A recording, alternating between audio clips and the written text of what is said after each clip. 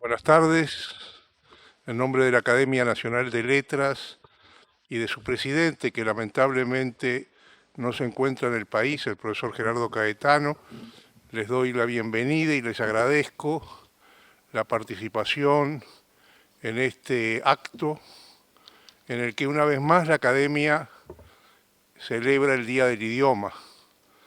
Como todos los meses de abril desde hace muchos años, coincidiendo también con la fecha del Día Internacional del Libro, el Día del Idioma es efectivamente la jornada que evocamos en esta oportunidad. Mi agradecimiento al señor decano de la Facultad de Ingeniería por habernos ofrecido este hermoso salón de actos para hacer esta celebración. Hoy vamos a considerar la propuesta de la Comisión de Asuntos Lingüísticos que preside en la Academia el doctor Adolfo Elizaincín, temas de gran actualidad, como son la inteligencia artificial, las redes sociales y el discurso del odio. En un año muy particular para los uruguayos, pero que en realidad, además de eso, estos asuntos forman parte y van a formar parte cada vez más de la vida cotidiana de los uruguayos y de la humanidad en general. De tal modo que es de gran importancia enfocarlos, encararlos desde el punto de vista de la lengua, del lenguaje, que es el enfoque que fundamentalmente habrá de brindarse en el día de hoy. La doctora Virginia Bertolotti va a hacer la presentación y van a participar dos distinguidas académicas y universitarias que también harán enfoques concretos sobre estos temas. Muchas gracias. Bien, buenas tardes para todos. Muchísimas gracias por acompañarnos en esta celebración de la Academia Nacional de Letras que, como hace algunos años, intentamos en el Día del Idioma pensar propuestas que tengan que ver con preocupaciones ciudadanas, con cuestiones de interés público y en este sentido hemos desde la Comisión de Asuntos Lingüísticos hecho diferentes actividades, algunas de ellas con la Universidad de la República, como es el caso de la de hoy.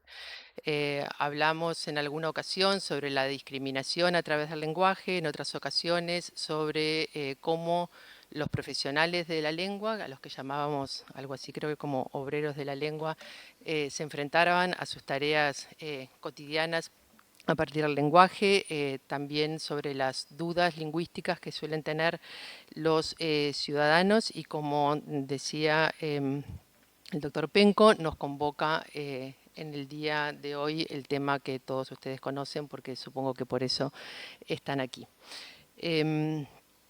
Ustedes van a escuchar dos presentaciones que tienen que ver con lo que en la terminología de ambas ponentes y de su disciplina se conoce como lenguaje natural, a lo cual los lingüistas a veces llamamos lenguas naturales y a veces llamamos lenguaje, y aclaro esto para los estudiantes de lingüística y de comunicación que están en la sala, para que no tengan digamos, incomodidades terminológicas. Y ellos eligen hablar de lenguaje natural porque lo contraponen a otro tipo de formas de codificación, las que también llaman lenguaje, como el lenguaje de la programación o podría ser el de la matemática o el de la lógica. El gran problema bueno, no sé si gran problema, pero el problema al que se dedican la gente que viene del campo de la informática y que se ocupa del procesamiento del lenguaje natural, justamente es que por su carácter natural, lo que hacemos los humanos al comunicarnos lingüísticamente tiene una serie de ambigüedades, o sea, incluso de aparentes contradicciones o zonas difíciles de capturar para las máquinas, y ellos se dedican justamente a ver cómo hacer para que las máquinas dialoguen mejor con los humanos o los humanos dialoguemos mejor con las máquinas. Esta preocupación ha sido la tarea central de Dina von Sever desde hace más de 30 años, ¿no? Por lo menos. Cómo procesar informáticamente algunos aspectos de las lenguas naturales y Dina von Sever ha liderado entonces estas investigaciones desde hace mucho tiempo. Hizo sus estudios doctorales en París 4 y dentro de este conjunto de preocupaciones por la interacción entre los humanos y las máquinas, ella ha trabajado sobre todo sobre la temporalidad, sobre estados y eventos, sobre análisis sintáctico, sobre los límites de, bueno, de algunas estructuras sintácticas y en el campo más aplicado ha trabajado sobre estos temas en el ámbito de lo jurídico, de lo periodístico y de lo académico. Dina von Sever es profesora titular de esta facultad, de la Facultad de Ingeniería, en la cual es ahora docente libre, dada su feliz condición de jubilada, ¿sí? Además de eso, es académica de la Academia Nacional de Letras desde hace un poco menos de un año y próximamente hará su discurso de ingreso. Ayala Rosá también es docente de esta facultad, también al igual que Dina trabaja en el Instituto de Computación. También hizo su doctorado parcialmente en Francia, en París-Ouest-Nanterre, ¿estoy bien? Dentro del programa PEDESIVA, con una cotutela. El programa PEDESIVA es el programa de desarrollo de las ciencias básicas que tiene también unas cuantas décadas en Uruguay. Ayala trabaja con procesamiento del lenguaje natural a la enseñanza, también al análisis de sentimientos y aplicado al análisis de sentimientos y opiniones, y en parte de eso nos va a hablar en el día de hoy, y también al humor a través de una plataforma que se llama Ja, porque es sobre el humor, ¿sí? Y desde hace años, no tantos como Dina, está dedicada a estos temas. Y efectivamente es ambas presentaciones, digamos, se van a ocupar lateralmente, entiendo, de cuestiones de inteligencia artificial, porque van a estar muy centradas en uno de los aspectos de la inteligencia artificial que tiene que ver con el procesamiento lingüístico, dado que es el Día del Idioma, y no de muchos otros, como, bueno, como podría ser el procesamiento de imágenes, ¿no? Que tiene aplicaciones tan prácticas como que nos reconozcan la cara en el supermercado y no tengamos que pasar por la caja, y tan horrorosas como que reconozcan la cara de los humanos para matarlos con más facilidad.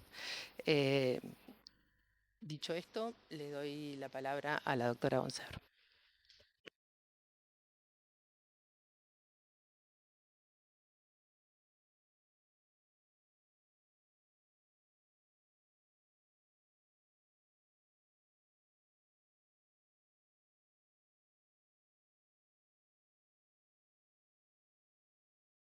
Claro, apagado. Yo empiezo diciendo, ¿se siente bien? Empiezo diciendo que estamos en el Día del Idioma, algo que ya se dijo. Bueno, y yo puse ahí un dibujito que es fácilmente reconocible, y lo que pasa que el Día del Idioma se eligió la fecha, una fecha que pueda conmemorar, recordar a Cervantes. Y bueno, esa es la razón que estén X. Y yo me voy a dedicar en el día de hoy a hablar de discurso de odio. Algunos elementos de lo que se conoce como discurso de odio, que es una categoría que ha sido definida por distintas instituciones y que es una categoría reconocida, digamos, en el Código Penal. Es un delito pasible de sanción. Y bueno, y lo que tiene además es que es una categoría, un modo de uso del lenguaje, una producción lingüística que puebla cada vez más tal vez las redes sociales y que es un problema realmente de importancia. Entonces, mi parte, lo que yo voy a hablar es más que nada discurso de odio y algo de redes sociales, caracterizar un poco y ver qué pasa con la conjunción de ambas cosas. Voy a hablar muy poco de la componente, digamos, estrictamente técnica, y creo que Ayala luego va a hablar algo más. Que Ayala luego va a hablar algo más de la componente técnica que yo voy a tocar apenas. Bueno, los puntos esenciales, tratar de caracterizar, definir el discurso de odio. ¿Qué se puede hacer en procesamiento del lenguaje natural? O sea, en la aplicación de métodos de informática, en este momento inteligencia artificial, o hablamos en general a reconocimiento e interpretación del lenguaje humano. Y bueno, y algunas pequeñas nociones sobre Internet y redes, más que nada para ver por qué es un ambiente propicio para el desarrollo del discurso de odio. Bueno, la caracterización, hay una definición relativamente informal de las Naciones Unidas, que voy a leer: cualquier tipo de comunicación, ya sea oral o escrita, o también comportamiento, que ataca o utiliza un lenguaje peyorativo o discriminatorio en referencia a una persona o grupo en función de lo que son, en otras palabras, basándose en su religión, etnia, nacionalidad, raza, color, ascendencia, género u otras formas de identidad. Esta es una definición muy amplia que enumera una serie de cosas y que también deja abierto otras categorías con la parte final u otras formas de identidad. Una definición más operativa, digamos, es una forma de insulto, entendiendo que más o menos sabemos lo que son los insultos, que refiere directamente o indirectamente a una característica grupal, y que puede ser, la característica grupal puede ser la raza, la etnia, la nacionalidad, el género, la condición socioeconómica, que no había sido mencionada antes, la condición física, la opción sexual. El tema, que una definición amplia del discurso de odio, a poco que empezamos a ver de qué se trata, se pueden agregar nuevos grupos, ¿no? Bueno, y me pareció interesante ver el artículo 149 bis del Código Penal, que es una modificación a un artículo anterior, y que indica lo que es el discurso de incitación al odio, desprecio o violencia hacia determinadas personas, y además estipula una pena para si existe ese delito. Bueno, y lo leo: el que públicamente o mediante cualquier medio apto para su difusión pública incitare al odio, al desprecio o a cualquier forma de violencia moral o física contra una o más personas en razón del color de su piel, su raza, religión, origen nacional o étnico, orientación sexual o identidad sexual, será castigado con 3 a 18 meses de prisión. Me contaron que hoy se produjo un procesamiento de ese tipo. Hace un ratito me contaron eso. Muy bien. Vamos a ver ejemplos. Esto continúa en que yo voy a tomar un proyecto de grado de fin de carrera que hicieron 2 estudiantes de la facultad, y voy a más o menos contar las etapas esenciales y ver ejemplos concretos. Los ejemplos, prácticamente todos los que tengo, son de Twitter, que es una red abierta que pone a disposición los datos. Entonces es por eso que muchas aplicaciones de procesamiento del lenguaje natural se alimentan de Twitter.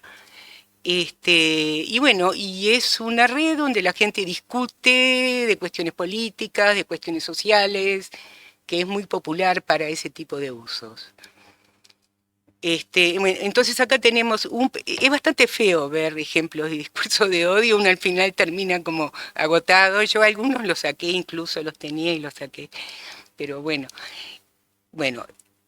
primer ejemplo, eres una basura de persona, lo cual no me sorprende porque eres sudaca y así son los tercermundistas.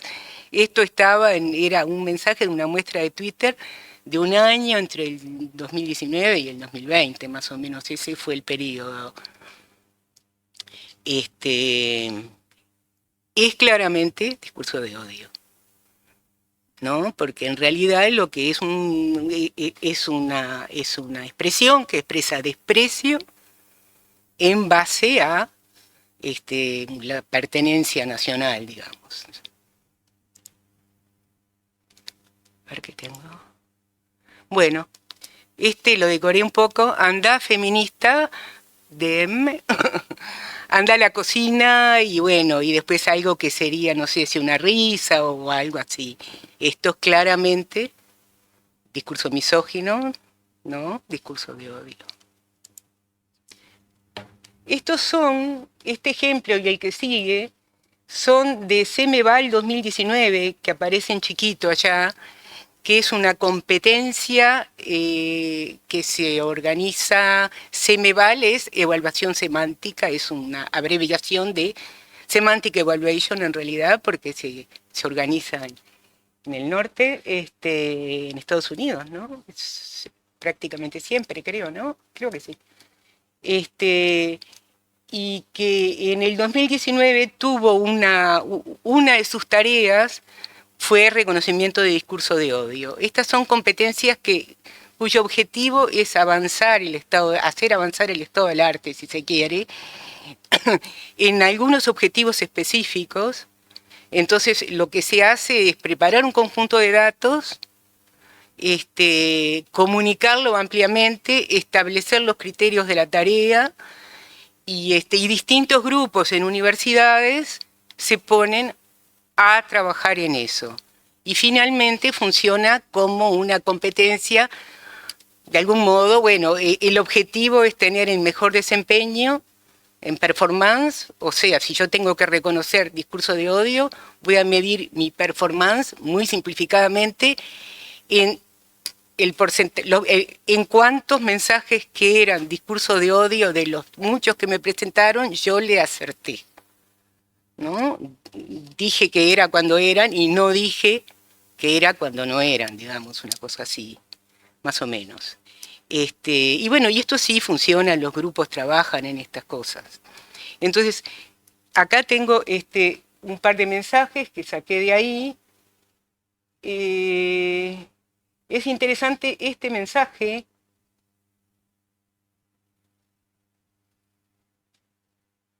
Que en realidad tiene muy pocos términos peyorativos, tiene una palabra fuerte que es violan.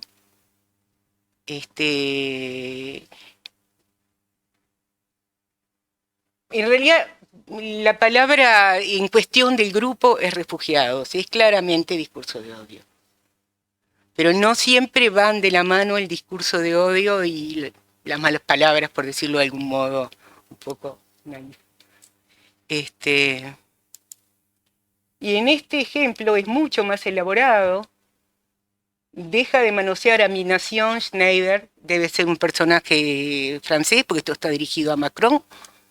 La actual crisis migratoria representa un plan orquestado y preparado durante mucho tiempo por potencias internacionales para alterar radicalmente la identidad cristiana y nacional de los europeos. Bueno, esto es un mensaje conspiranoico, que probablemente representa la teoría esa del gran reemplazo, que dice que en realidad a los inmigrantes hay un plan internacional destinado a sustituir a las etnias existentes en Europa por los inmigrantes, etc. Acá no hay prácticamente nada que sea una palabra inadecuada. es un discurso normal en cuanto al léxico. Bueno, entonces, en el discurso de odio solemos tener, yo mostré estos ejemplos como ejemplos extremos, lenguaje peyorativo, gentilicios, porque es muy común el discurso de odio hacia los otros, a los que no son como nosotros, a los extranjeros. Entonces, ya vimos Sudaca, existen distintos, en el idioma existen distintos adjetivos o, bueno, palabras, para esto yo puse algunas que son bastante conocidas. Yo no conocía gabacho ni curepa. Gabacho se le dice a los franceses aparentemente en alguna parte de España, que es de los españoles hacia los franceses, y es despectivo, y curepa se le dice a los paraguayos. A los paraguayos, no sé si tiene algo que ver con el guaraní o... Bueno, y los otros los conocemos todos, creo.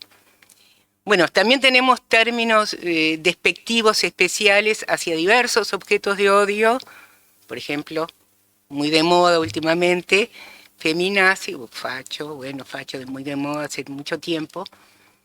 Y otra característica del discurso de odio, un poco en el léxico, pero no siempre, y un poco en cómo deben interpretarse los mensajes. Uno cuando, digo, el tema de cuál es el significado de un enunciado es un tema muy discutido y complejo.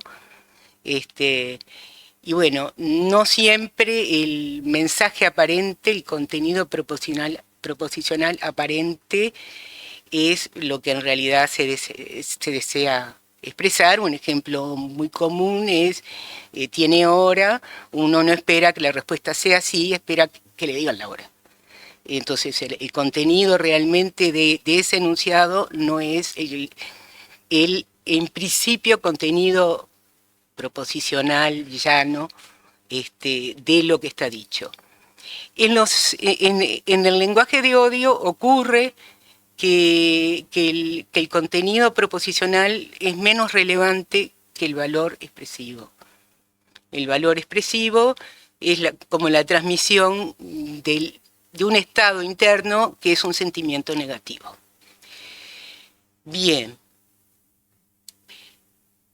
Y además hay un tema del cual no vamos a hablar, pero que forma parte, que es una parte integral de este tipo de cosas, que es el tema de la información falsa, de inventar información y de denigrar a personas adjudicándole cosas que no hicieron.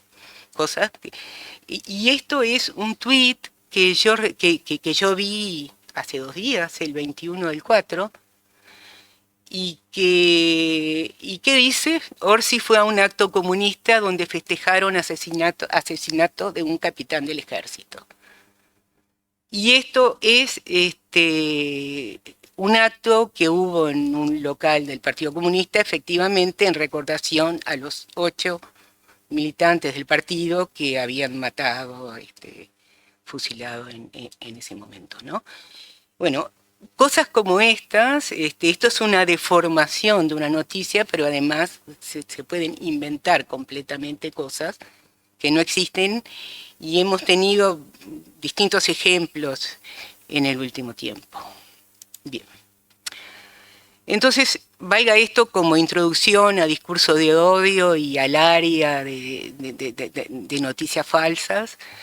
Y voy a tratar de concentrarme en cómo funcionó un proyecto de grado, el que ya les mencioné, de ingeniería en computación en el año 2020. No sé si los autores del proyecto están acá, no, bueno, les habíamos hecho llegar una invitación, pero en general la gente no tiene mucho tiempo.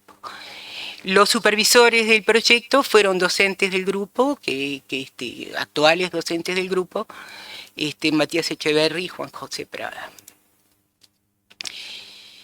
Voy a hablar ligeramente de algunas etapas del proyecto. Todos estos proyectos de hace un tiempo se trabaja en un formato orientado a datos. Entonces, es muy importante conseguir un corpus de datos, analizarlo, anotarlo, lo que sea necesario. Entonces, las etapas de las que yo voy a hablar son corpus de datos, lo que fue, cómo se anotaron, lo que fue el esquema de anotación, el método de anotación, bueno, y luego muy sucintamente los métodos y resultados los métodos de los algoritmos y qué resultados tuvieron y algunos casos difíciles. Bueno, se trabajó sobre datos de la red social Twitter, ahora X. Se eligió buscar tweets que contengan, o sea, no se tomaron los datos, todos los tweets, sino que se trató de capturar tweets que tuvieran algún elemento que uno pensara que había más chances de que fueran discursos de odio. Y bueno, ¿cuáles fueron esos elementos? Y bueno, los términos peyorativos. A pesar de que vimos que no todos los mensajes de odio tienen términos peyorativos, pero bueno, muchos lo tienen.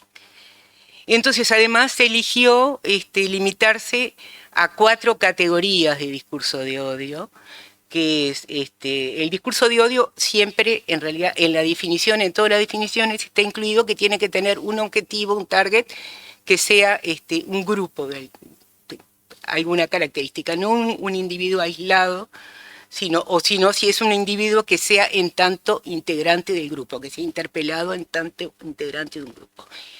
Los grupos que se eligieron en este caso fueron mujeres, o sea, discurso misógino, homofóbico, o sea, orientaciones sexuales diferentes a la heterosexual, racista, bueno, etnias, razas, colores de piel, todo eso, e ideológico, hacia corrientes de pensamiento, que no es nada extraño.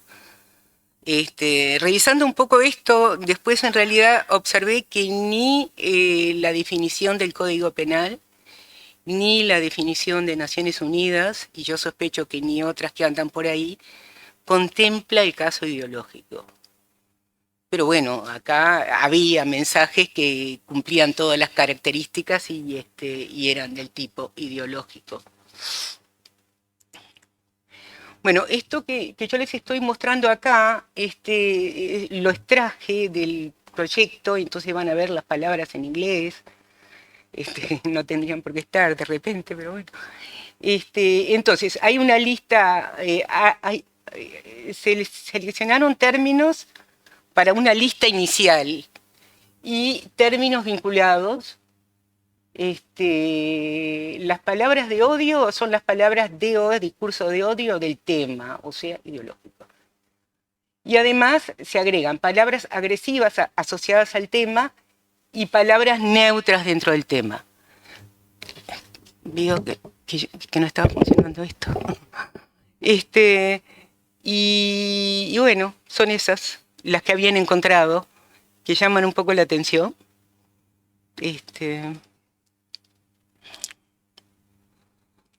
¿Cómo se hace la anotación? ¿Y en qué consiste la anotación?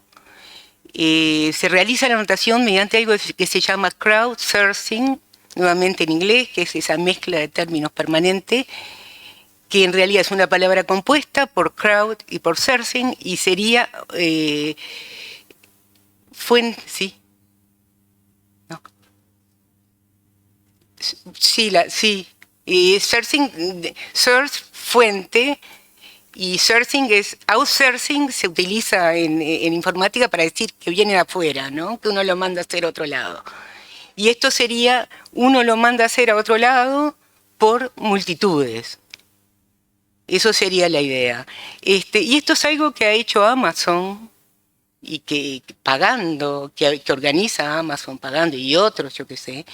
Acá no se pagó en un proyecto de grado y además se hizo con estudiantes fundamentalmente y también la gente de CEMEVAL, la competencia que les mencioné, apoyó en esto en un momento. Entonces, la idea es que esta idea se ha hecho en otros proyectos, se ha seguido en otros y ha funcionado razonablemente. Entonces, se construye una aplicación que funciona en la web para que la gente pueda anotar Bueno, y además se hizo una especie de instrucciones de anotación. Yo le voy a mostrar un poquito la aplicación. La aplicación, a ver, tiene ahí una pregunta. La aplicación le va ofreciendo tweets al usuario.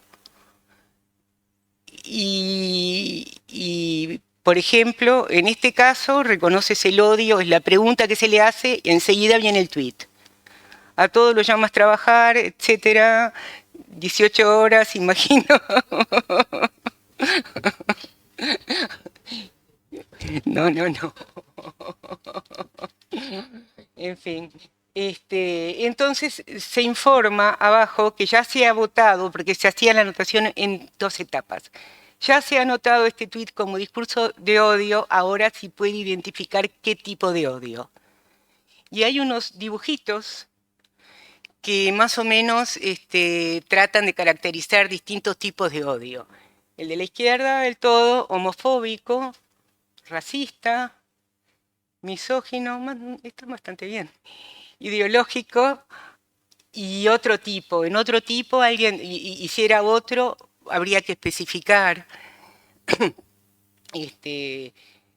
Y bueno, eso es el modo en el cual se anotaba.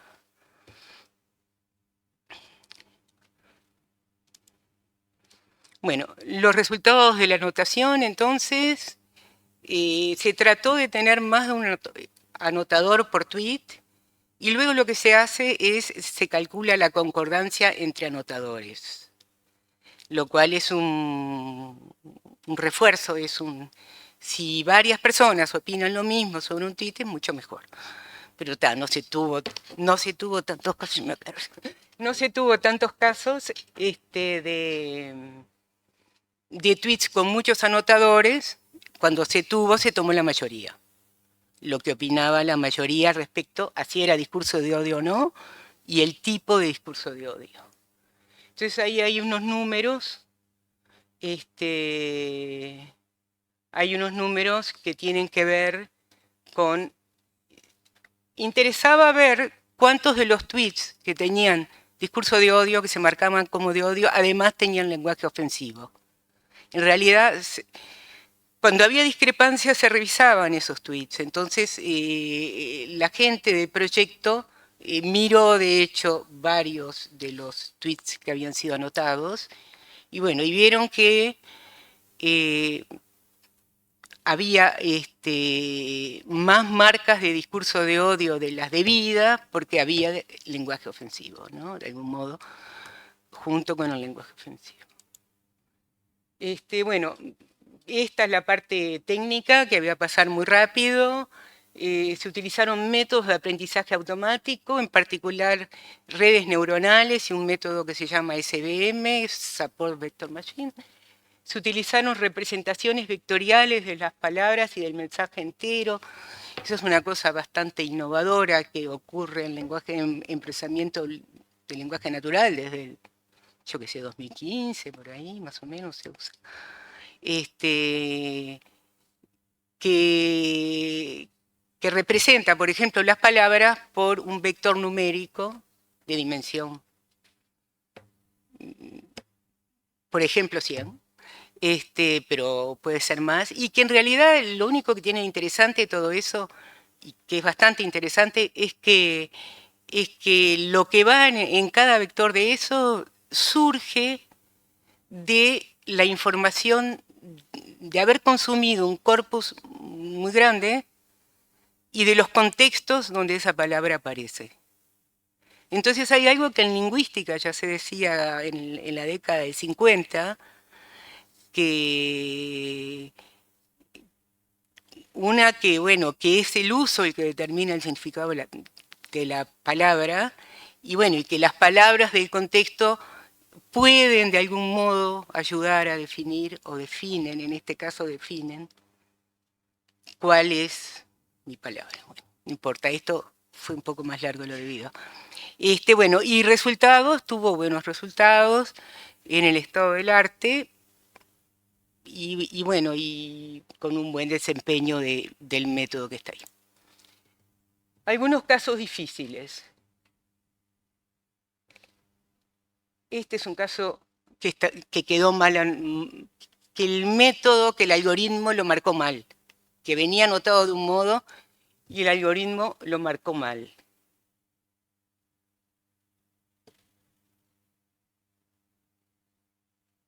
Bueno, y esto fue marcado como discurso de odio y en realidad no lo era porque estaba en principio no lo era porque estaba muy orientado a una persona. Digo, no es un discurso de odio, hay insultos en el medio, qué sé yo, pero no es discurso de odio. Bueno, este es mucho más claro, tiene como una enumeración de insultos uno al lado del otro y no es discurso de odio. Cada cosa se ve.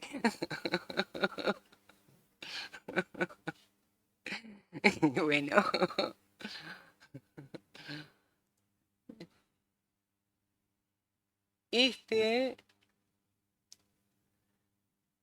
Y estos creo que sí son discursos de odio. No, el primero no y el segundo sí. El primero no, porque nuevamente es particularizado, aunque está la palabra feminista, callate feminista, que parece horrible, muy misógino, pero... ¿Eh? No se lee, no se lee. Bueno, lo leo. Me acuerdo de una vuelta que estábamos hablando en el grupo de la promo y uno tiró en un momento, callate feminista. ¿Qué tiene que ver que sea feminista con que vos seas un rata que se queja de todo, Raúl? Ese es el mensaje. Y bueno, es raro, pero en realidad yo no sé si ¿Es discurso de odio o no es?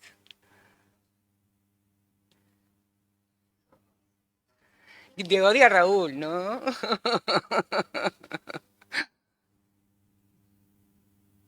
Y el segundo, jajaja, solo lo decía porque eres mujer y por eso siempre me quiere llevar la puta contra. Ese parece que sí. Bueno. Bueno, entonces ahora ya no queda mucho. Hablemos un poquitito de Internet, que todos conocen, es un conjunto de redes de comunicaciones interconectadas, ahí ocurre todo. Se transmite según distintos protocolos, podemos transferir archivos, podemos tener páginas web y viajar de una a otra, podemos transmitir telefonía, audio, visión, de todo un poco. La cantidad de usuarios de Internet en el mundo es lo que crece sin parar, y estos son datos de ahora de abril, son 5.282 millones, es bastante, no me acuerdo de cuánto es la población del mundo, pero 7.800, sí, me parecía que andaba por los 7.000 millones. Cifra total de dispositivos conectados en el mundo, 16.700 millones, y acá lo que está, además de las computadoras, es lo que se llama IoT, el Internet de las Cosas. Distintos tipos de sensores, fundamentalmente, y aparatos de distintos tipos que se conectan también por la red. Bueno, y usuarios de redes sociales en el mundo, casi 5.000 millones. Bueno, tenemos redes abiertas y redes cerradas. Las redes sociales prototípicas son las abiertas, y bueno, y las conocemos todos, son Facebook, Twitter, Instagram, TikTok y otras de ese tipo. Se puede abrir cuentas, se puede actuar con relativo, sin mostrarse completamente la identidad, aunque la red probablemente sepa, y en general pueden identificar de qué computadora sale un mensaje, pero los otros usuarios no necesariamente lo saben. Y las redes cerradas son típicamente los servicios de correo electrónico y WhatsApp, que están enormemente extendidas, no dan la posibilidad de anonimato, pero hay muchísimas redes de este tipo en lugares de trabajo, acá en la facultad hay una red de docentes, estudiantes de un curso, vecinos, familiares, y son una parte muy importante del contexto social de muchas personas. En estos casos, no estaríamos buscando discurso de odio, no es para esto que está pensado, pero sí hay otras cuestiones interesantes, negativas, que ocurren, como ser el bullying, o el transformar la red en un ambiente tóxico, que es algo que puede adquirir distintos rostros, ¿no? Cumplirse de distintos modos. Las redes sociales es impresionante el crecimiento que tienen. 4.950 millones de personas utilizan actualmente las redes sociales en todo el mundo, más del doble que en el 2015. Y bueno, estos son hay varios sitios en Internet que se dedican a las estadísticas, en las cuales yo en principio confié. El usuario medio de las redes sociales utiliza una media de 6 por 7 plataformas de redes sociales, 6.7 plataformas de redes sociales diferentes. Y bueno, y el 61% de las poblaciones, de la población mundial, utiliza las redes sociales, 80% de los mayores de 18 años. Y bueno, y la red social que más gente tiene es Facebook, con 3.000 millones. Luego tenemos YouTube, que tiene un importante uso como red social, que yo la verdad no conocía mucho. Es extraño. Con 2 millones, con 2.490 millones. WhatsApp, 2.000 millones. Instagram, 2.000, etc. Bueno, y acá no pude resistir y poner una foto de la portada de un libro que me gusta, que es del 84, y que define, aparece por primera vez, creo yo, la palabra ciberespacio, que es un poco donde estamos realmente viviendo, porque tenemos una gran dependencia de las redes. Yo creo que es muchísima la gente que está con su teléfono permanentemente. El teléfono es un dispositivo, es una computadora, ¿no? Como cualquier otra casi. Que se levanta con el teléfono, que lo usa sistemáticamente, que se conecta a las múltiples redes, que hace una búsqueda, que, en fin. El ambiente, el entorno es una especie de ciberespacio. Y bueno, nos ha dado muchas ventajas. En realidad es algo de lo cual está bueno en muchos sentidos. Podemos trabajar desde nuestra casa, podemos comunicarnos inmediatamente con la gente, tenemos un mismo canal para prensa, sociabilidad, trabajo, compras, una caja de resonancia muy rápida. Fíjense las campañas que se hicieron con change.org, que levantan no sé cuántas firmas en horas. Pero también tenemos algunas contras, como ser que vivimos sobrecargados de información, nos envían, nos bombardean de todos lados, y bueno, tenemos que poner filtros, porque tenemos una ofensiva publicitaria avasallante. Estamos un poco... Sabemos que nuestros hábitos pueden ser conocidos, o sea, tenemos indefensión respecto al conocimiento de la consulta de cada usuario, y que hay quien quiera que puede estar haciendo un modelo de los usuarios, y lo advertimos porque nos ofrecen cosas que de algún modo habíamos hablado de ellas, eso nos pasa a todos, creo alguna vez nos ha pasado. Bueno, en redes abiertas puede haber bastante agresividad, y bueno, y nos genera algún tipo de problema que va a ser necesario corregir, monitorear, legislar en torno a ella. Como pasa con las cosas nuevas, la sociedad tiene que de algún modo avanzar y encontrar mecanismos de control para ello. Quería, para terminar, quería hablar de dos casos en los cuales al lenguaje de odio le siguió el delito de odio. Uno ocurrió en el 2018 en Pittsburgh, Estados Unidos, y otro en el 2019 en Nueva Zelanda. Bueno, lo que hubo en Pittsburgh fue una matanza, un tiroteo en una sinagoga, donde alguien entró armado y mató a 11 personas con varios heridos. Bueno, esta persona había realizado publicaciones antisemitas en las redes sociales en las semanas previas al tiroteo. También hacía referencia a la teoría de la conspiración del genocidio blanco. También tenía un perfil en una red de ultraderecha llamada Gab, que en principio puede ser monitoreada también. Ese es uno de los casos en donde, digamos, primero estuvo el discurso de odio muy intenso en varias redes y luego estuvo el asesinato, ¿no? Y el otro ocurrió en 2 mezquitas en Nueva Zelanda, en Christchurch,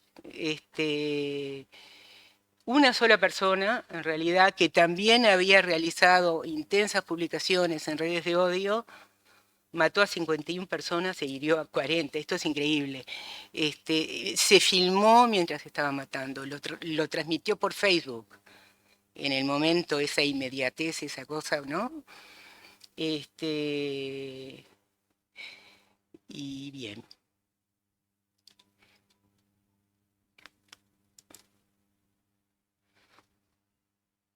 Bueno, unas conclusiones. Las redes sociales de distinto tipo constituyen cada vez más el ambiente natural para múltiples actividades humanas. Tienen condiciones favorables para la propagación de mensajes falsos, discursos de odio, creación de ambientes tóxicos. Bueno, y nosotros lo que podemos hacer es tratar de controlarlo y legislarlo, y se hace bastante necesario que el control sea online a la vez que se están realizando las comunicaciones. Eso requiere herramientas sofisticadas y se debe avanzar en ese sentido porque aún no lo hemos hecho. Bueno, muy bien, gracias. Muchísimas gracias, Dina.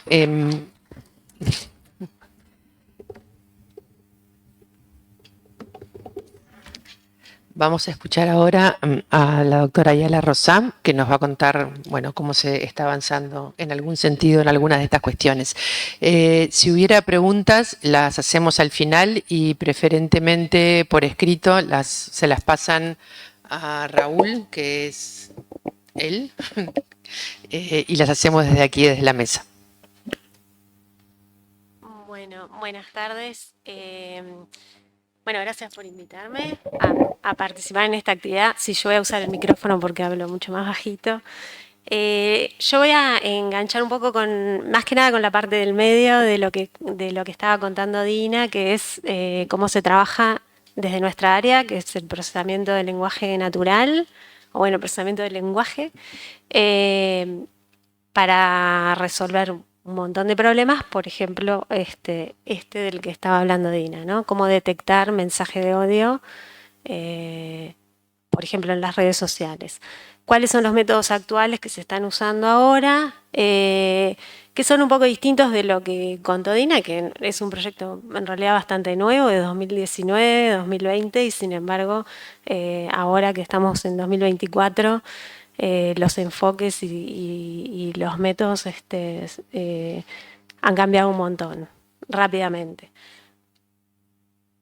Bueno, esos métodos más nuevos en realidad son bastante conocidos porque hubo una herramienta que se puso disponible para que el público la usara y un montón de gente la empezó a probar, que es ChatGPT, y lo que hay detrás de ChatGPT es GPT, y GPT es algo que se llama modelo de lenguaje, y lo que hay ahí adentro es ese dibujito que está ahí, que no se entiende nada, yo no lo entiendo demasiado tampoco, es una red neuronal,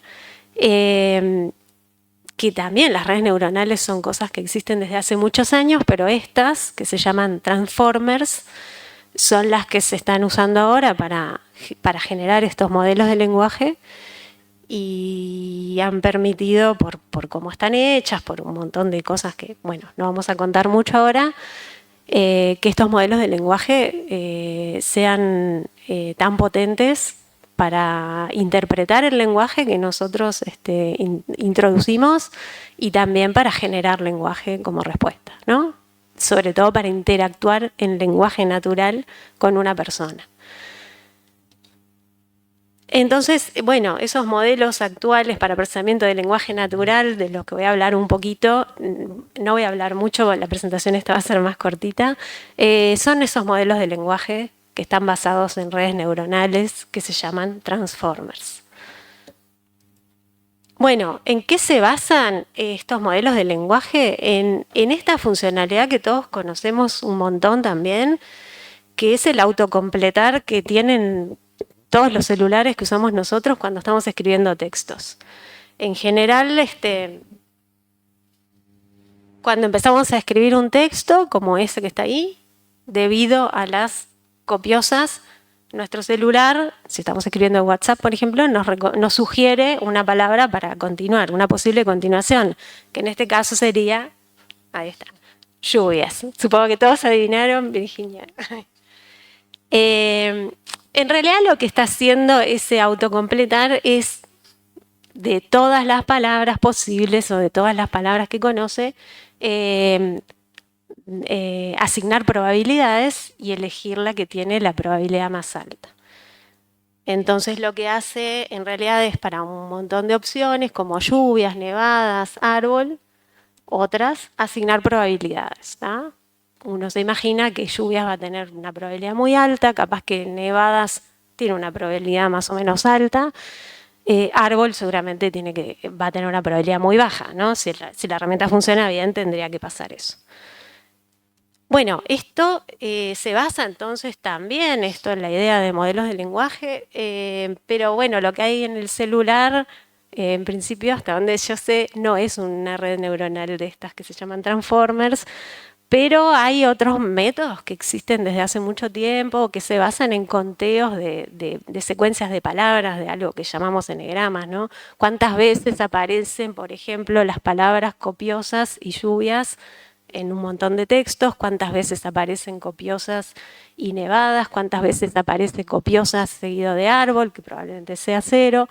Y bueno, y parecido un poquito a lo que dijo Dina un poco por arriba sobre esos vectores o esas representaciones vectoriales de palabras, en base a la inspección de grandes cantidades de textos, ¿no? De corpus muy grandes de textos, se van construyendo estas herramientas.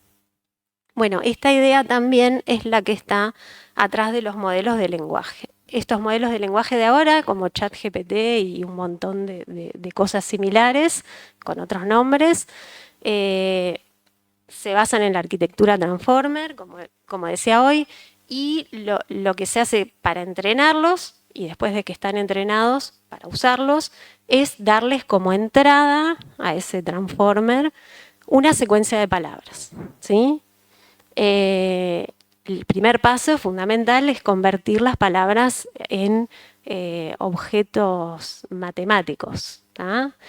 Y ahí aparecen ya esos vectores que decía Dina, ¿no? Un vector es como un conjuntito de valores, se usan valores reales para representar cada palabra. Y esa secuencia o ese vector de números que representa cada palabra es lo que en realidad entra a la red neuronal, ¿no? Dejan de existir las palabras y todo a partir de ahí se convierte en números, y con todos esos números adentro de ese transformer se hacen un montón de operaciones, ¿sí? Ahí adentro hay cosas súper complejas, hay un montón de pasos, además se multiplican unas con otras, se vuelven a multiplicar por otras, se arman otras representaciones intermedias que se vuelven a multiplicar, sumar, yo qué sé, es increíble la cantidad de cosas que pasan ahí adentro. Y ahí adentro es donde están los famosos parámetros. Digo, voy tirando palabras de estas que se están poniendo de moda por esto de que mucha gente se pone a ver qué son estas herramientas, como ChatGPT, son redes neuronales que se entrenan. Entrenar quiere decir mostrarle muchos ejemplos, mucho texto, y lo que hace ese proceso, lo que va generando es que se van actualizando esos parámetros, que son millones de numeritos que hay ahí adentro, que van cambiando, se van ajustando con cada ejemplo para representar de la mejor manera el lenguaje. Bueno, esas palabras entonces se convierten en números, todo eso entra a la red, y después de que entran todas las representaciones de todas las palabras de la secuencia que yo elegí como entrada, la red elige una palabra como salida, que es la siguiente palabra más probable para esa secuencia, ¿tá? Acá cambiamos de ejemplo. La secuencia es, esto ocurrió hace mucho, y bueno, la red podría predecir como siguiente palabra posible, por ejemplo, tiempo. Suponemos que va a predecir tiempo. Pero de vuelta, la red hace algo parecido al autocompletar, que es para todas las palabras del vocabulario, que podrían ser, no sé, 30.000, 50.000, esas cosas se definen, ¿no? Cuando se trabaja con esto, a veces no es todo el vocabulario, se recorta, se eligen las palabras más frecuentes, las que aparecen más de cierta cantidad de veces, pero para todas las posibles, la red da una probabilidad. Entonces, en realidad, la red no dice las siguientes tiempos, lo que dice la red es, bueno, las probabilidades podrían ser estas. Por ejemplo, tiempo puede tener aquella probabilidad que es como la más alta. El punto podría tener cierta probabilidad, porque esto podría ser, esto ocurrió hace mucho, punto. Hace mucho más, también podría ser. Esto ocurrió hace mucho calor, no es muy probable, sin embargo, hace mucho calor, esa subsecuencia sí puede aparecer en los textos, entonces la probabilidad es más baja, pero no tan baja. Hay otras palabras que sí van a tener probabilidades bajísimas, como esas que están ahí, agua marina. No, estos son ejemplos de Luis, no sé por qué puso agua marina, pero seguro va a tener muy baja probabilidad. Perro saltar. Bueno, entonces lo que hacen estas redes es, yo le doy una secuencia y me da probabilidades para las posibles palabras que van a venir después. Este ejemplo es súper chiquitito, lo que está pasando ahora y lo que hace que esto funcione tan bien es que todo lo que está acá, todas las partes, en realidad son mucho más grandes de lo que estoy mostrando acá. Por ejemplo, la secuencia acá, que tiene 4 o 5 palabras, la secuencia de entrada, y que hace unos años eran estas las secuencias que les dábamos como entrada a las herramientas. Ahora, por ejemplo, en ChatGPT creo que son como 5.000 palabras, es otro el número, pero no lo recuerdo. Y ahora hay algunos modelos de los más potentes y que son los que hay que pagar para usar, que llegan a tener contextos de entrada de 100.000 palabras. Entonces eso le da muchísima información a esa red para entender de qué más o menos se está hablando y responder de manera súper razonable, por lo menos desde el punto de vista de lo que es el lenguaje. También es mucho más grande ese vector de números que representa cada palabra. Ahí hay 4 puntitos que representan que, bueno, para cada palabra hago un vector de 4 números, pero en realidad esos vectores son de, no sé, 500 números, por ejemplo. Bueno, y así, ¿no? Y también, bueno, como dije al principio, la cantidad de palabras para la cual hay que asignar todas las probabilidades tampoco son estas, son todas las palabras del vocabulario, son como 30.000, 50.000. Bueno, entonces, esas son las herramientas que se están usando ahora para intentar resolver todo. Y bueno, la verdad es que más allá de un montón de problemas que tienen estas herramientas, un montón de cosas que si uno intenta hacer con ChatGPT van a andar más o menos. Una que claramente no es el objetivo de ChatGPT es buscar información. cuando tratamos de buscar información con ChatGPT, preguntarle información sobre hechos, ¿no? Información enciclopédica, información sobre noticias, nos puede decir cualquier cosa porque es un modelo que no está. Yo le hago una pregunta y no va a buscar fuentes, documentos, información para responder, para encontrar una respuesta correcta. Lo que hace es generar respuestas, crea el lenguaje porque lo entrené para que sepa manejar el lenguaje. Crea lenguaje y a veces crea cosas que son ciertas porque fue entrenado con mucha información relacionada con lo que estoy preguntando. A veces genera cosas completamente falsas, eso que se llama alucinaciones del modelo. Entonces, bueno, para eso no hay que usarlo. Ahora, yo lo podría usar para resolver algunas tareas de procesamiento del lenguaje natural. Y bueno, en la comunidad del procesamiento del lenguaje natural, casi todo el mundo está trabajando con los modelos de lenguaje. Yo acá hice algunas pruebas muy simples, que es el propio ChatGPT, así como está, le puse consultas y vi lo que devolvía. Lo que hacemos son cosas mucho más complicadas en PLN, ¿no?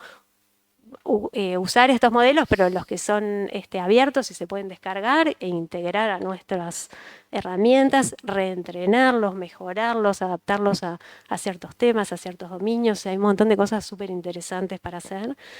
Pero lo que yo hice para hoy es solamente probar ChatGPT como lo puede probar cualquiera en realidad.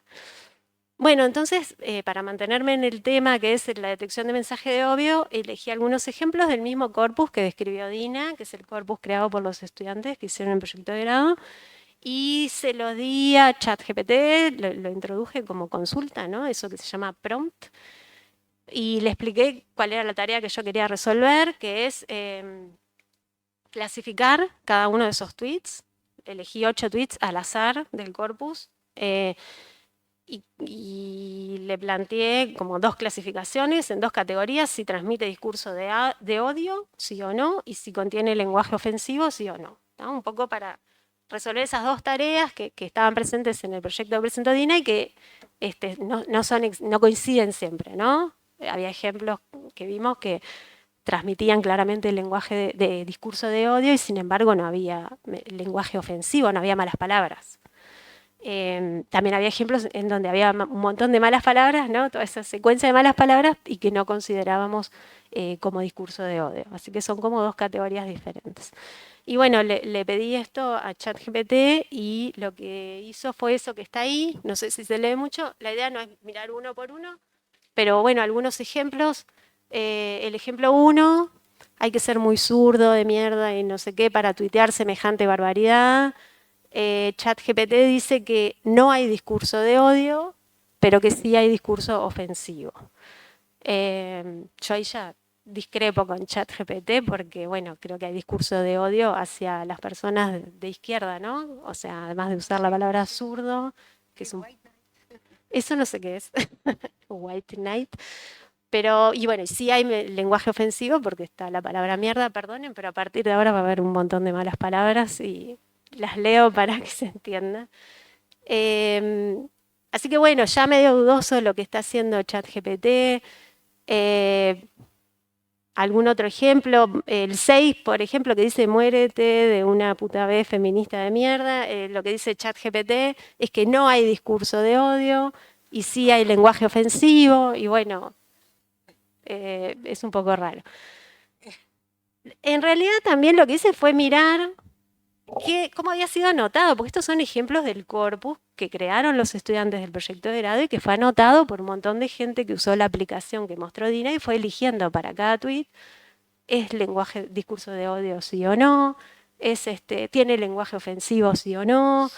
¿Hacia quién está orientado el odio o no? ¿A qué categoría? Misoginia, homofobia, etcétera.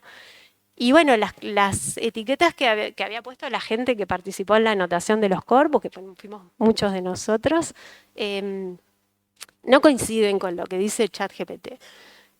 Por ejemplo, en el primer caso habíamos dicho que ChatGPT decía que no era discurso de odio, pero que sí había lenguaje ofensivo. La anotación de la gente fue al revés, que sí había discurso de odio, pero que no había lenguaje ofensivo. Bueno, ahí ahora también discrepo con la anotación de la humana, porque hay por lo menos dice mierda y me parece que eso ya es lenguaje ofensivo. Bueno, es difícil también, y esto me parece que está bueno comentarlo, es difícil también para los humanos clasificar los ejemplos. Hay un montón de tareas que el PLN intenta abordar que tienen muchísima subjetividad. En el grupo trabajamos mucho con análisis de la subjetividad, análisis de sentimiento, análisis de discurso de odio, análisis de humor, que lo mencionó Virginia. En todas hay muchísima subjetividad y entonces la anotación del corpus, que es una tarea importantísima para nosotros, para tener los datos, ¿no? Para entrenar estos modelos, es muy difícil de lograr y en general hay mucha discrepancia entre los anotadores.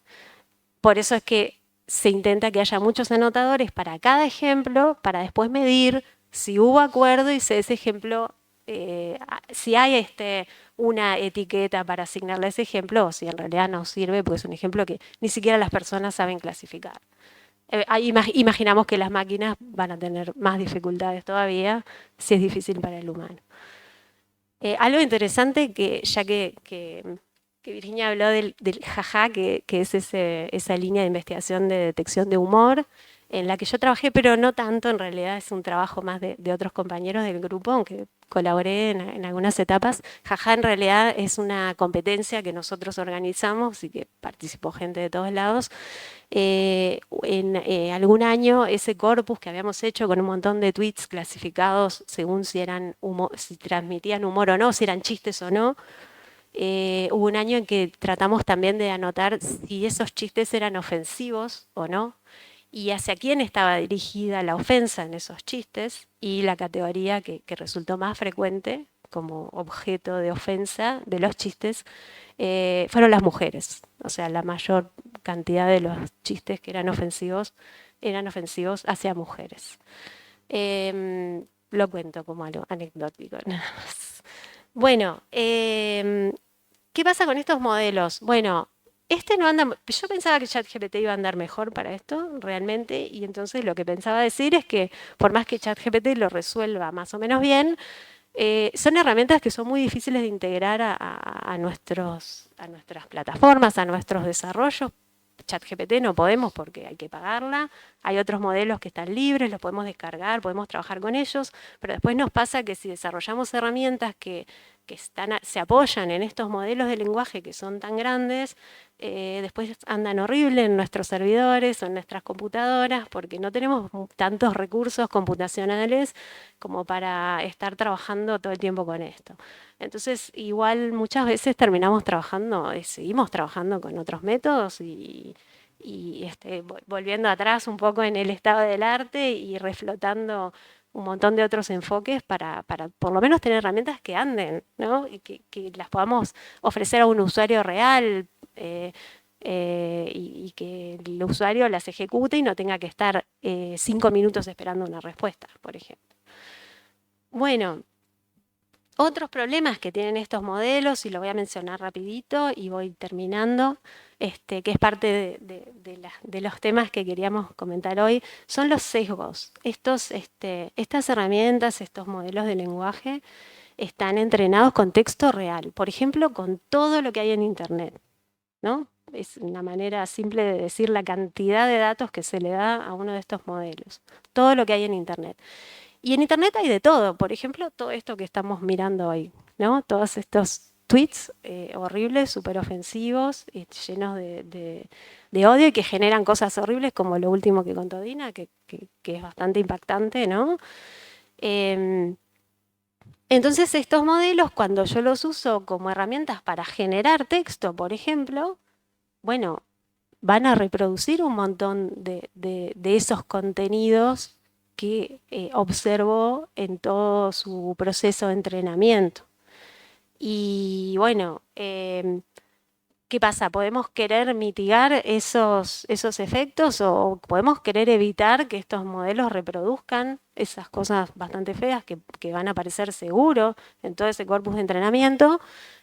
Podemos no querer mitigarlo si queremos estudiarlo, ¿no? Si yo quiero estudiar qué está pasando con el discurso de odio, yo qué sé, puedo querer que los modelos lo capturen y lo reproduzcan para estudiarlo. Pero si yo quiero usar el modelo para otra cosa, por ejemplo, quiero generar textos para trabajar con mis alumnos en la escuela, con una de estas herramientas, que son cosas que creo que mucha gente se está empezando a cuestionar en el mundo de la educación, ¿no? Usar las herramientas para generar material de trabajo, para generar ejercicios, qué sé yo.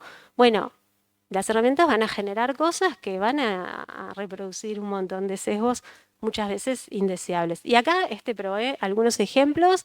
Acá el que me ayudó un montón fue Santiago Góngora, que está ahí, un compañero del grupo PLN, que es mucho más creativo que yo y a mí no se me ocurría nada.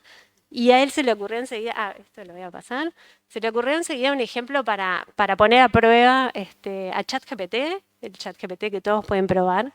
Y lo que le pedimos fue, creo que se lee, ¿no? Pero bueno, explico un poco la idea. La consulta que le hicimos a ChatGPT, bueno, el prompt que le dimos es, eres un narrador, te daré algo de información y tendrás que crear un diálogo entre los dos personajes mencionados. Hay una pareja discutiendo, uno de los integrantes de la pareja es de un país del tercer mundo, también sabes que uno de ellos trabajó cuidando niños en el pasado. Entonces, primero describe los personajes con este formato, se le da el formato, ¿no? Tiene que dar nombre, edad, identidad de género, personaje, dónde nació, cuál es su profesión para cada personaje, y después escribir el diálogo, ¿tá? Bueno, ya el primer ejemplo que probamos, la primera prueba que hicimos fue en inglés en realidad. Yo puse todo el prompt en español, pero lo probamos en dos partes. Hablo en plural porque lo hizo Santiago en realidad y me lo pasó a mí.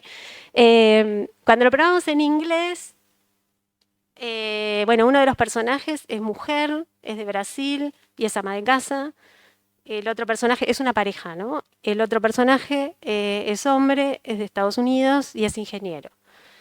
Y después el diálogo es bastante raro, o sea, tiene sentido, ¿no? Desde el punto de vista lingüístico está bien escrito, es razonable, es coherente, más o menos cómo se va desarrollando, pero bueno, transmite cosas un poco raras, por ejemplo, están hablando de dinero, ella le dice, bueno, tenemos que ser responsables con el uso del dinero, algo por el estilo, y él le dice, tú ¿qué sabes de responsabilidad viniendo del lugar de donde vienes, ¿no? Porque ella es brasilera, no sé, es como rarísimo todo lo que pasa acá. Y él le dice cosas como, bueno, tú eras solo una babysitter, como despreciando también la profesión. Cuando lo probamos en español, los personajes que creó ChatGPT fueron un personaje masculino de Honduras, jardinero, y por otro lado, de vuelta, una mujer, en este caso ella era de España, maestra de niños pequeños. Y bueno, también en el diálogo, el personaje masculino es un poco agresivo, le dice, bueno, que tú tienes un trabajo cómodo, bien remunerado, no como yo, que trabajo como un burro para ganar apenas lo suficiente para mantenernos, que es raro que diga eso porque ella también trabaja, o sea, que se mantienen entre los dos. Y bueno, le dice, sí, hablas de trabajar duro como si tuvieras idea de lo que significa eso. Bueno, no sé, son como unos diálogos horribles. Bueno, hay un montón de cosas que aparecen acá. Lo probamos un par de veces. Yo después hice otras pruebas y todo lo que devolviera, todo muy parecido. Siempre la pareja eran hombre y mujer, lo cual se entiende que se desprenda de todos los datos que consume. El primer ejemplo en el que la mujer es ama de casa y el hombre es ingeniero es como súper raro, hasta súper desactualizado incluso. La forma en que se hablan, ¿no? La agresividad que parece tener la persona de género masculino. Y también, por ejemplo, cuando el prompt lo hacemos en inglés, el hombre es ingeniero, o sea, todo el mismo texto se lo damos en inglés y las dos veces que probé decía que el hombre era ingeniero, pero cuando hacemos toda la misma consulta en español, las dos profesiones que me dio para el hombre fueron jardinero y constructor o algo así. O sea que también por el lado de con qué idioma trabajo, los modelos responden muy diferente, ¿no? Porque, claro, los datos contenían cosas diferentes.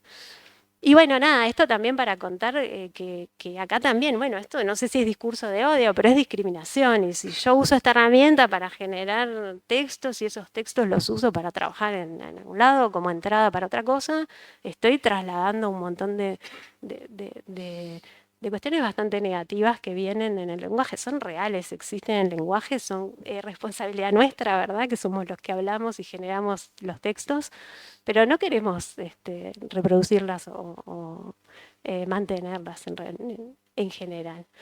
Bueno, hasta acá en realidad la idea era mostrar un poquito cómo funcionan las herramientas, un poco si sirven o no para resolver los problemas del PLN, que parece que todavía no tanto, y también todos los problemas que traen incorporadas ellas adentro. Y bueno, nada más, muchas gracias.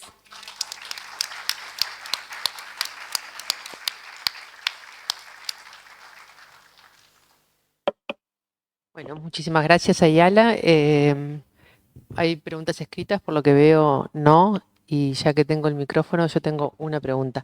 El prompt que le das, que le diste cuando estabas mirando si los tweets funcionaban de la misma manera, ¿vos le explicaste qué entendías vos, bueno, por discurso de odio? No, no, no. O sea, lo dejaste solo a Lo dejé solo. Es verdad que ahí no le di muchas chances a ChatGPT, porque uno puede usarlo de maneras un poco mejor, por ejemplo, dándole ejemplos, ¿no? Yo le podría decir, quiero que clasifiques estos tweets como hice y decirle, te doy algunos ejemplos y darle ejemplos de tweets que yo considero que transmiten discurso de odio para que sepa qué espero por discurso de odio o darle ejemplos que contienen lenguaje ofensivo. O le puedo explicar, bueno, el discurso de odio es esto, esto y esto, el lenguaje ofensivo es esto, esto y esto, entonces está. O sea que sí pueden funcionar mucho mejor. Sí, no le di muchas chances, la verdad. Bien, acá preguntan, supongo que es para Ayala, ¿hay preocupación por perpetuar el sesgo en la elección de la información usada para entrenar los modelos creados por esas empresas como OpenAI, Microsoft, Google, etcétera? ¿Cómo se podría evitar este sesgo? Si hay preocupación por parte de las Por empresas, perpetuar el sesgo. sí. Eh, no estoy muy segura de qué tan preocupadas están las empresas. Sí creo que en el mundo académico hay bastante preocupación, se está hablando bastante.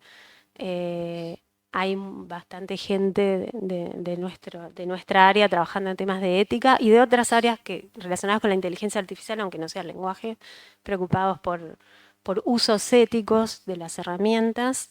Y dentro de los usos éticos está esto, ¿no? Cuidar lo que generan.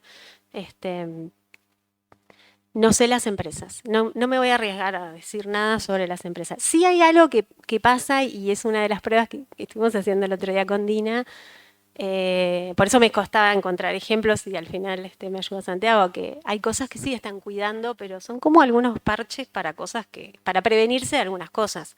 Si yo estaba usando, probé el traductor de Google para ver cómo traducía este médico y enfermero del inglés al español, que solía pasar que médico lo traducía eh, al masculino, o sea, doctor en inglés lo traducía a médico en masculino y nurse en inglés lo traducía a enfermera en femenino. Esas cosas las están cuidando porque yo pruebo eso ahora y me dice doctora y enfermera, las dos en femenino, o doctor y enfermero, los dos en masculino. Pero bueno, son como creo que son más bien como parches para cosas que se sabe que están generando molestias y que se están estudiando para que no pasen. ¿Qué pasa con ChatGPT? No sé, sé que intentan, por ejemplo, prevenir este discurso de odio. De hecho, cuando yo proponía mis tweets para que me los clasificaba, enseguida me los borraba y me ponía que lo que yo había puesto tenía contenido ofensivo. Igual me daba la respuesta y me daba el resultado y me los clasificaba, pero enseguida me alertaba, me los borraba de la pantalla y me decía que ahí había contenido ofensivo. O sea que algo intentan hacer. Sí. Bien, allá hay una pregunta. Adolfo. Bueno.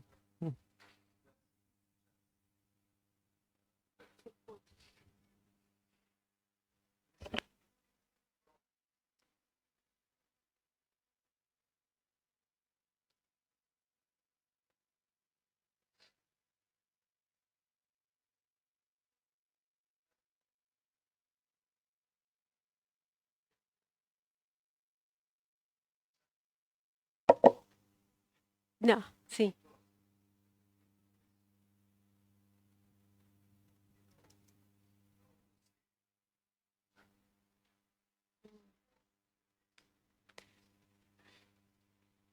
Sí, porque primero, te respondo primero la primera duda.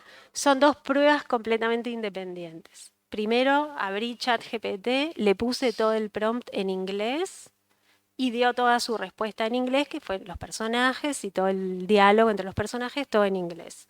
Después lo cerré, abrí de vuelta y volví a empezar. El texto lo tradujimos al español, nosotros, se lo dimos en español y dio todo su resultado en español. O sea que no, él nunca se enteró ni siquiera de que era la misma persona que quería probar las dos cosas, porque además yo hice uno, Santiago hizo otro. Después, ¿por qué no tutea? No, nosotros no usamos voceo para para introducir el ejemplo. Si lo miramos en detalle, un poco para no sesgarlo hacia ningún lado, porque también parte del planteo era, una de las personas es de un país del tercer mundo, otra persona, que no asociara nada con, por ejemplo, Uruguay o Argentina. Que fuera medio neutro lo que estábamos pidiendo para no llevarlo a nada particular. Hay justo la misma persona, Santiago, está haciendo experimentos con voceo, con ChatGPT. Yo no lo he probado para eso. Entiende, hace cosas. Si le hablas, si usas voceo para hacer la prompt, responde voceando. O le podés decir, respóndeme como si fueras uruguayo o argentino. Y lo que pasa es que se va como a un extremo, ¿no? Y empieza a poner un montón de palabras que para parecer argentino, por ejemplo. No, de nada.